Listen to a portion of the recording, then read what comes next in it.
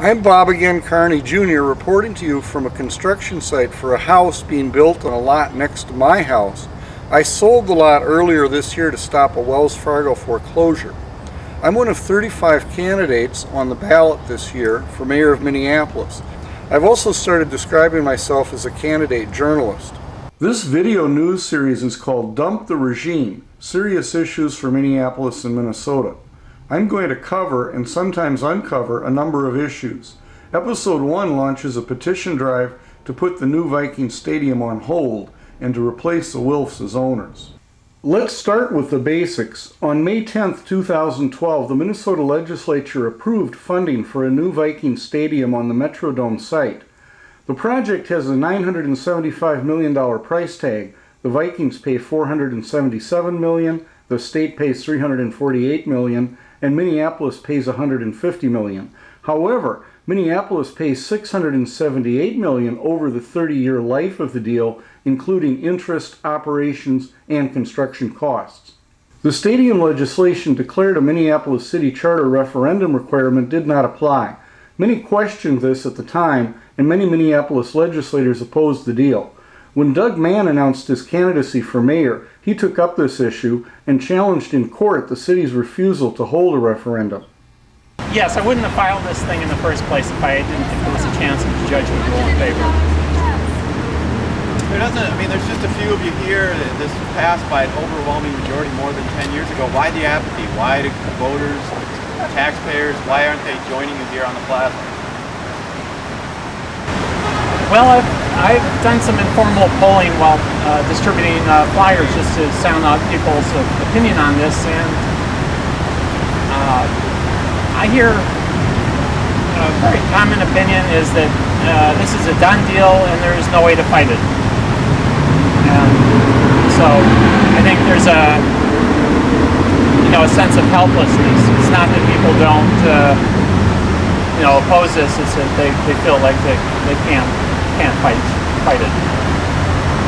Mann's case adds uncertainty to the whole stadium deal, but the slow-moving legal process seems unlikely to require a referendum this fall, as shown by a reporter's question. What about the timing? The judge seems skeptical about the idea that you can have a referendum this November. Well, I think the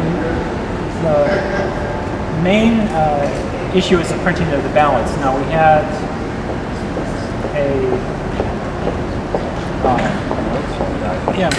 he said everything needs to be to the county auditor by August 23rd. I then started my own small business, so I was in business for almost 30 years. That's done, Samuel. Next up, Dan Cohen. Recently, mayoral candidate and former city council president Dan Cohen has been going after this issue. Here's audio of his opening statement at the Minnesota Public Radio State Fair Candidate Forum. The one thing that distinguishes me from all the other candidates is an event that occurred a month ago. There had not been a vote on this stadium issue since May of 2012 until the Minneapolis Planning Commission voted on it a month ago. And that vote was a 6-to-1 vote in favor. And I was the one that was against it. I am against this deal. I think it's a disaster. I think the people were denied the vote, and instead of getting the vote, they got the shaft in terms of a $500 million indebtedness to help pay off this fellow in New Jersey. Okay.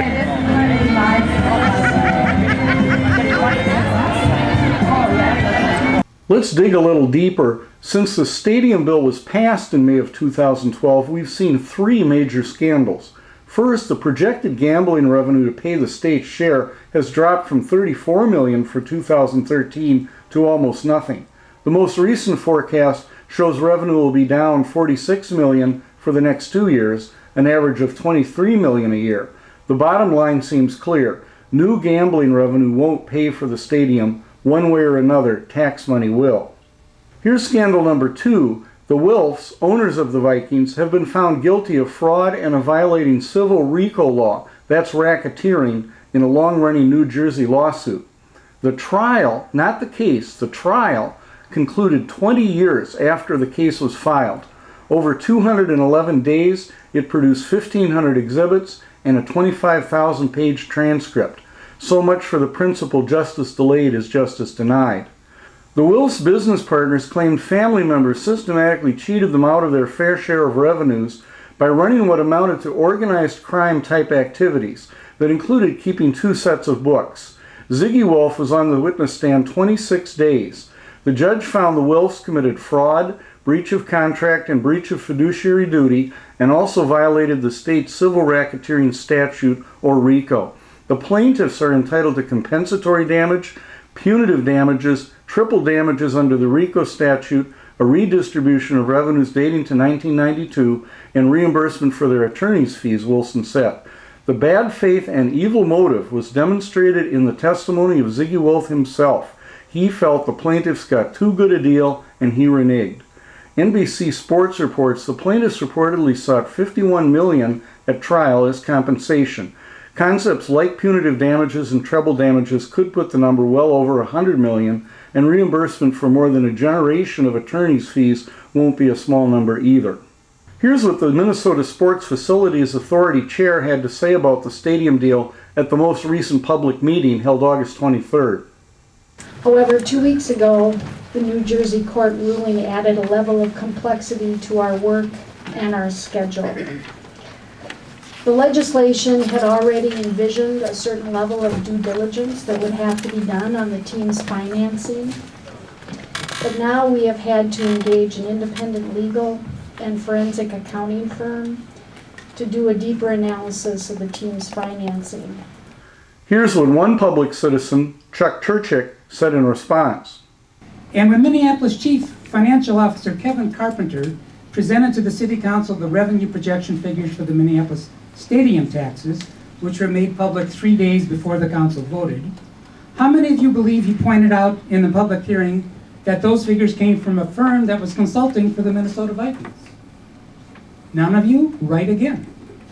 And when Minnesota Commissioner of Revenue Myron France testified about what he called the quote conservative projections for electronic pull tab revenue, how many of you recall him saying those figures came from the gambling industry?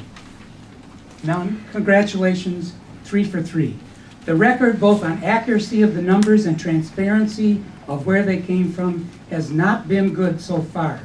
And now we have a situation where all the decision makers plead ignorance about a 21-year-old lawsuit that any reasonable due diligence would have uncovered. So on behalf of the people, we don't trust, and we have no reason to trust, the numbers and the so-called additional due diligence. Here's scandal number 3. Ted Mondale, son of former Vice President Walter Mondale, was involved in a scandal stemming from his business relationships with Tom Petters. Petters was convicted of a $3.65 billion Ponzi scheme, the third largest hedge fund fraud in U.S. history, and is serving a 50-year sentence without parole.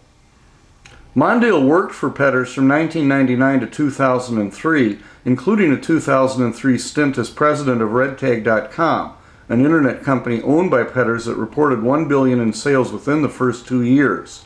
During his trial, Petters said Mondale's name had opened up incredible doors in Asia, where RedTag did business.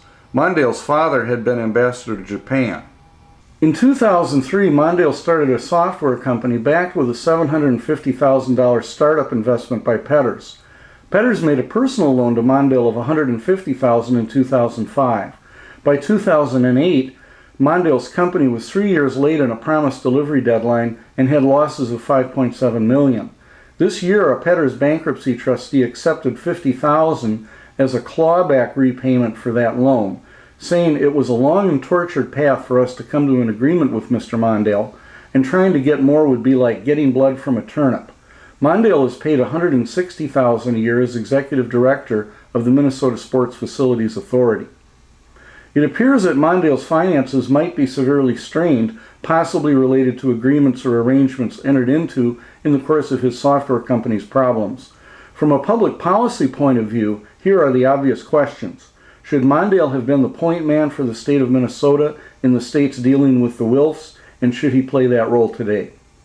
Here's part of my own statement to the MSFA at the August 23rd meeting, By the way, we were told we had 3 minutes, but both Chuck and I were cut off before our time expired. Things are vastly different today. We have a court resolved in New Jersey. The judge has said that the Wilfs had evil intent. They have violated civil RICO. In effect, that's racketeering.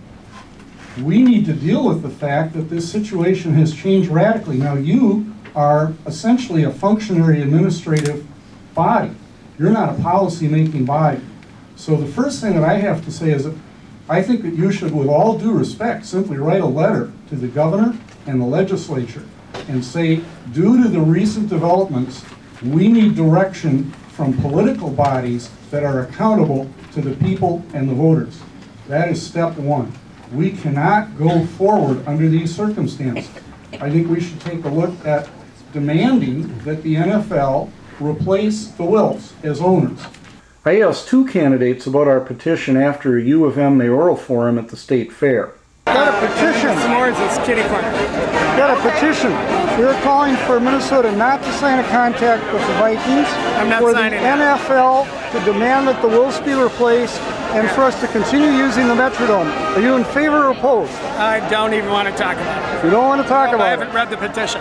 I'll give it to you. Do you want to take a look at it? I don't have time to read it. I'll send you a copy. I hope you get a chance to take a look at it. Send an email. Okay. I'll let y'all talk. Take care. See ya. Hey, Cam. Sir, we can't keep this on the stage.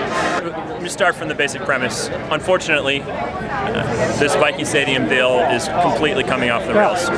And so we need to look at whether we want to put it back on the rails, and if so, how we put it back on the rails, given that this funding package is not coming together. People who say, oh no, we need to stick with what we have, well, that's sort of a false option.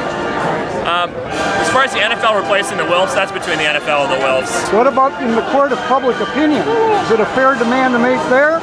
Public opinion, and I share this view, I question whether we the people of Minnesota, we the people of Minneapolis want to go into business with the Wilfs. Here's what Dan Cohn told me in an interview summing up this whole mess and leading up to the text of our petition. Under this set of circumstances, is it at all reasonable for the state of Minnesota to try to go forward with the Wilfs continuing to own the team? Answer, one word, no. This is a cast of characters out of the Addams family. I mean, you just don't see this around anywhere as a business relationship. No, we have no business being in business with these people.